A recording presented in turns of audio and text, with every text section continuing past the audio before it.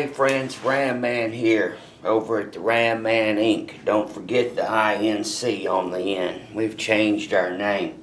Today we're going to talk about Mopar master cylinder identification, specifically disc brake master cylinders 67 through, well, 74 technically.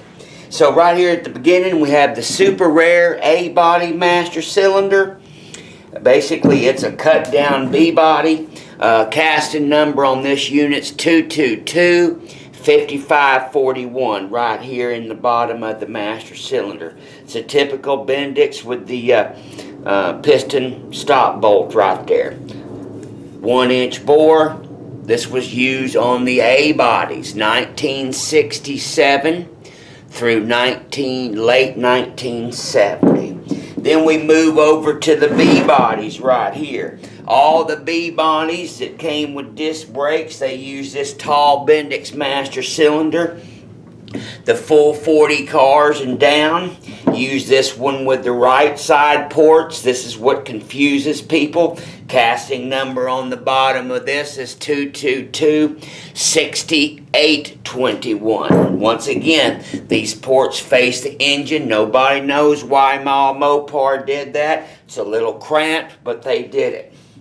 On the Hemi cars, it's the exact same casting, 1.1/8" bore, but these ports are over towards the fender.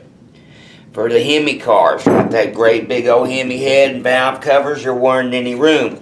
Casting number on this master cylinder is 222-5621. That always caused a lot of problems. Bendix numbers just changed by 1 or 2 digits. And it's a completely different animal, so you have to be careful.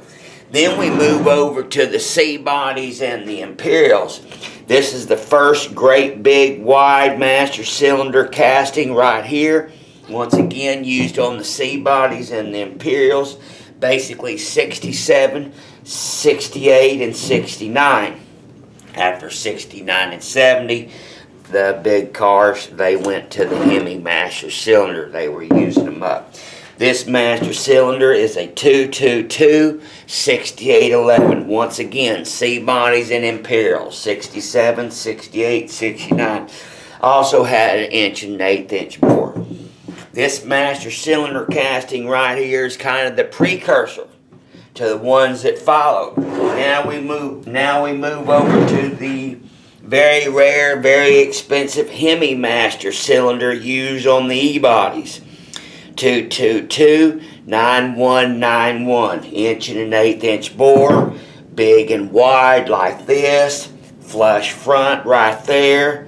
So this was used on the Hemi cars, the E-bodies, and the E-bodies 1970 and 1971. And of course on the B bodies in 71. The 70 Hemi cars were still using this right here, except a few Daytonas and Superbirds used that one. Then we move on. We move on to the other E-body master cylinder, the very famous, very expensive, and the most desired master cylinder. The most desired master cylinder on the planet Earth is the Bendix 222-9171. This was a 1-year only model. It was used on the 70 E-bodies, which include the TAs and the ARs. 1 year only, nothing else looks like it.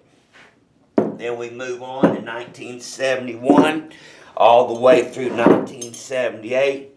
Chrysler went to this extended stroke casting, often referred to as a snout style unit. See the protrusion sticking out of the front, increase the stroke and the fluid capacity. This master cylinder is pretty famous, 346-1187. This master cylinder was used on all this 1971 through 1974 B and E bodies with disc brakes. So there you go, my friends. We've got a good wrap up of the Mopar disc brake master cylinders.